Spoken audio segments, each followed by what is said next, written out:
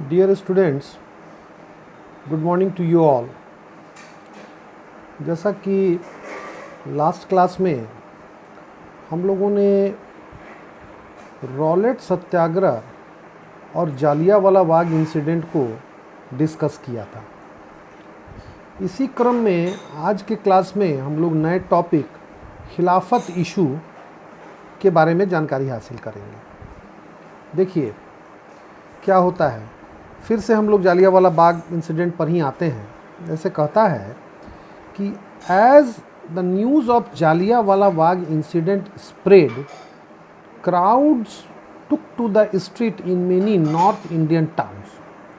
जालियांवाला बाग की जो घटना हुई थी, ये बहुत ही, उसमें जो इंसिडेंट हुआ था उसकी जानकारी जैसे जैसे भारत के नॉर्थ इंडियन टाउन्स में जैसे जैसे लोगों को लगी, लोग सड़कों पर उतरने लगे और गवर्नमेंट का विरोध होने लगा। किस रूप में विरोध हो रहा था? Clashes with police, strikes and attacks of governmental building. मतलब क्लैशेस हुआ, स्ट्राइक्स हुए, सरकारी भवनों के ऊपर अटैक किया गया। तो इसको ब्रिटिश गवर्नमेंट ने कैसे रिस्पॉन्ड किया? इस चीज़ को ब्रिटिश गवर्नमेंट ने ब्रूटल रिप्रेशन से रिस्पॉन्ड करने का काम किया। Brutal repression by the government कैसे किया? सत्याग्रहीज वेयर ह्यूमिलिएटेड, उनको ह्यूमिलिएट किया गया था, ठीक है, एंड टेरराइज, उनको अपमानित किया गया, उनको आतंकित किया गया। कैसे? They were forced to rub their noses on the ground, उनको मजबूर किया गया कि वो ज़मीन पर नाक रगड़े। क्राउल ऑन द स्ट्रीट्स, उनको मजबूर किया गया कि वो गलियों में रेगें, है ना, एंड डू सलाम टू ऑल साहिब्स, और इस बात के लिए भी मजबूर किया गया कि जो अंग्रेज़ साहिब मिलता है उसको आप सैल्यूट करो, है ना। तो इस तरह से हम देख रहे हैं कि जो इस इंसिडेंट के बाद, जालियांवाला बाग इंसिडेंट के बाद जो आंदोलन हुआ था, उसको दबाने के लिए ब्रिटिश गवर्नमेंट ने कैसे ब्रूटल रिप्रेशन किया।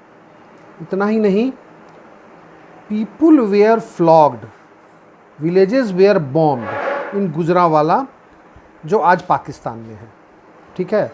लोगों के ऊपर कोड़े बरसाए गए, गांव में बमबारी की गई। जैसे एज़ फॉर एग्ज़ाम्पल गुजरांवाला जो आज के समय में पाकिस्तान के अंदर है, वहाँ पर बम से भी हमला किया गया था, ठीक है।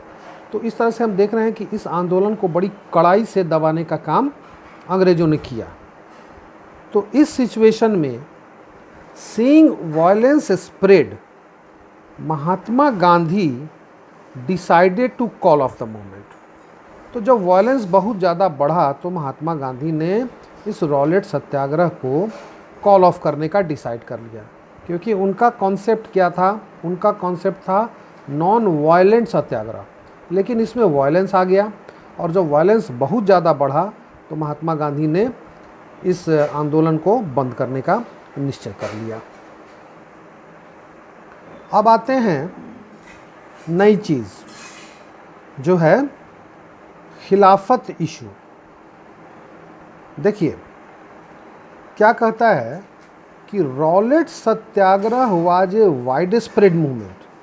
निश्चित रूप से रॉलेट सत्याग्रह जो था एक वाइड स्प्रेड मूवमेंट था, है ना, but it was still limited mostly to cities and towns. लेकिन ये कहाँ तक एक्सपैंड किया था? ये नगरों और शहरों तक ही पहुंचा था, गांव-गांव में इसकी पहुंच नहीं हो पाई थी, ठीक है। महात्मा गांधी ने जो 3 छोटे छोटे जगहों पर साधारण लोगों के बीच जो सत्याग्रह को लॉन्च किया था, उससे ये बड़ा ज़रूर था, लेकिन ये कहाँ तक लिमिटेड हुआ? ये नगरों और शहरों तक ही पहुंचा, और वायलेंस बढ़ने के बाद महात्मा गांधी ने इसको बंद किया। But again Gandhi ji wanted to launch more broad base movement in India. अब महात्मा गांधी की नज़र कहाँ थी? वो चाहते थे कि इससे भी बड़ा ब्रॉड बेस मूवमेंट भारत में चलाया जाए, मतलब एक ऐसा बड़ा मूवमेंट जिसका एक्सपेंशन पूरे भारत में हो, है ना। तो he was certain that such movement could be organized by only bringing Hindus and Muslims closer together। लेकिन वो जानते थे कि अगर कोई ब्रॉड बेस मूवमेंट चलाना है तो ये तभी पॉसिबल होगा जब हिंदुओं और मुसलमानों को एक साथ लाया जाए। हिंदू और मुस्लिम जब जुड़ेंगे तभी जा कर के एक ब्रॉड बेस प्रोग्राम जो है, एक ब्रॉड बेस मूवमेंट जो है उसको लॉन्च किया जा सकता है। तो ये कैसे होता, मुसलमानों को हिंदुओं के साथ कैसे जोड़ा जाता एक बड़े प्रोग्राम में? One way of doing so was to take up Khilafat issue. इसके लिए महात्मा गांधी को एक अवसर मिला। वो अवसर क्या था? दैट वाज कॉल्ड खिलाफत इशू। अब हमको समझना है कि ये खिलाफत इशू एक्चुअली था क्या, व्हाट वाज खिलाफत इशू। देखिए, actually the first world war had ended with the defeat of Ottoman Turkey. First world war समाप्त हो चुका था, जिसमें आप जानते हैं कि एक्सिस पावर की हार हुई थी और टर्की जो है वो एक्सिस पावर में शामिल था जर्मनी के साथ, और टर्की में ऑटोमन एम्पायर का शासन था। इसीलिए इसको कहा गया ऑटोमन टर्की, जिसकी की फर्स्ट वर्ल्ड वार में हार हो चुकी थी। हारने के बाद क्या होता है? और र्यूमर स्प्रेड, एक अफवाह फैल गई that a harsh peace treaty was going to impose over the Ottoman empire. आप पढ़ चुके हैं क्लास 9 में कि ट्रीटी ऑफ वारसाय हुआ था, जिसमें एक्सिस पावर से जुड़े जो देश थे उनके साथ एक ट्रीटी की गई थी, जिसमें उनके ऊपर बहुत कुछ इम्पोज किया गया था। तो उसी क्रम में एक र्यूमर फैल गया कि चूँकि ऑटोमन एम्पायर हार गया है तो इसके ऊपर एक harsh and humiliating peace treaty इसके ऊपर इम्पोज किया जा रहा है। ठीक है, यहाँ पर हमको ये समझना होगा कि ये जो ऑटोमन एम्पायर था उसका क्या पोजीशन था। Ottoman empire was considered as the spiritual head of Islamic world। उस समय दुनिया भर में एकमात्र मुस्लिम एम्पायर ऑटोमन एम्पायर था जिसका शासन टर्की के ऊपर था। इसीलिए दुनिया भर के मुस्लिम्स जो ऑटोमन एम्पायर था उसको इस्लामिक वर्ल्ड का स्पिरिचुअल हेड मानते थे। ठीक है, और उसको क्या कहा जाता था? खलीफा। खलीफा मीन्स हेड, है ना। यानी कि ऑटोमन एम्पायर जो था was considered as the spiritual head of Islamic world. वो इस्लामिक दुनिया का स्पिरिचुअल हेड था, खलीफा था। और एक र्यूमर स्प्रेड हो गया था कि ऑटोमन एम्पायर को ह्यूमिलिएट और हैरेस किया जा रहा है। किसके द्वारा? अंग्रेज़ों के द्वारा। क्योंकि फर्स्ट वर्ल्ड वार में किसकी जीत हुई थी? ब्रिटेन की जीत हुई थी, और ट्रीटी ऑफ वारसाय के माध्यम से एक्सिस पावर के देशों को ह्यूमिलिएट किया जा रहा था। ठीक है ना। तो पूरी दुनिया में मुसलमानों के अंदर एक माहौल बन गया कि उनका जो स्पिरिचुअल हेड है ऑटोमन एम्पायर, उसको हैरेस एंड ह्यूमिलिएट किया जा रहा है। तो दुनिया भर के मुस्लिम उस समय अंग्रेज़ों के खिलाफ हो गए थे। तो ये खिलाफत जो है हिंदुस्तान के अंदर भी था। ठीक है, तो कहता है to defend the Khalifa's temporal power, मतलब टेम्पोररी बेसिस पर ऑटोमन एम्पायर को ही स्पिरिचुअल हेड माना गया था। तो इसी टेम्पोरल पावर को डिफेंड करने के लिए भारत के अंदर एक Khilafat committee was formed by young Muslim leaders such as Shaukat Ali and Mohammad Ali in March 1919। March 1919 में अंग्रेज़ों के प्रति अपना विरोध दिखाने के लिए भारत के मुसलमानों ने, कुछ यंग जनरेशन लीडर्स थे, शौकत अली और मोहम्मद अली, उनके लीडरशिप में एक कमेटी का गठन किया गया जिसका नाम था खिलाफत कमेटी, जिसका काम क्या था? जिसका काम था उस समय अंग्रेज़ों का विरोध करना। ठीक है, तो ये खिलाफत इशू समझ में आ रहा है? ठीक है, तो फिर क्या होता है? The Ali brothers and Gandhi ji discussed about the possibility of united mass action.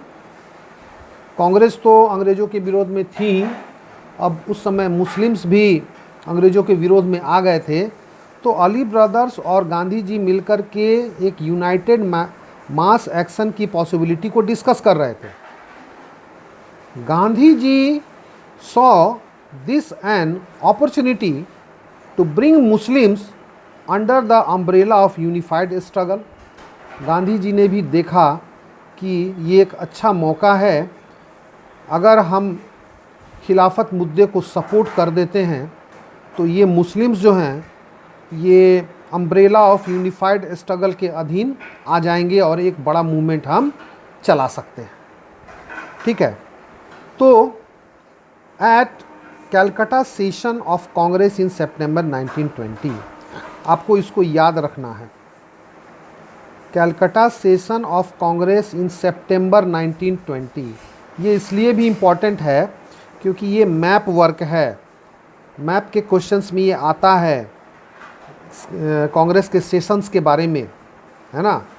तो आप इसको याद रखेंगे कि सितंबर 1920 में कांग्रेस का कलकत्ता में एक अधिवेशन हुआ था। ठीक है, जिसमें महात्मा गांधी ने क्या प्रपोज किया था?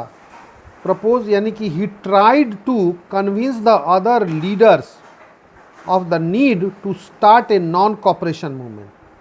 इस कलकत्ता सेशन में महात्मा गांधी ने कांग्रेस के अन्य लीडर्स को ये कन्विंस करने का प्रयास किया था कि एक नॉन कॉपरेशन मूवमेंट को चलाने की ज़रूरत है इन सपोर्ट ऑफ स्वराज एंड खिलाफत। स्वराज कांग्रेस का डिमांड था और खिलाफत मुसलमानों का मुद्दा था, तो खिलाफत और स्वराज दोनों के सपोर्ट में महात्मा गांधी ने कलकत्ता सेशन ऑफ सितंबर 1920 में कांग्रेस के लीडर्स को ये कन्विंस करने का काम किया कि एक नॉन कॉपरेशन मूवमेंट को चलाने की ज़रूरत है। तो इस तरह से हम देख रहे हैं कि एक बड़े मूवमेंट, नॉन कॉपरेशन मूवमेंट के लिए एक माहौल तैयार हो रहा है। ठीक है स्टूडेंट्स, आज इतना ही रहने दीजिए। तो आपके लिए एक क्वेश्चन है, what do you understand by खिलाफत इशू? आप खिलाफत इशू से क्या समझते हैं, ये क्या चीज़ है? इसको आपको जो कुछ भी अभी पढ़ाया गया है उसके आधार पर इसको सॉल्व करना है। Okay, thank you very much.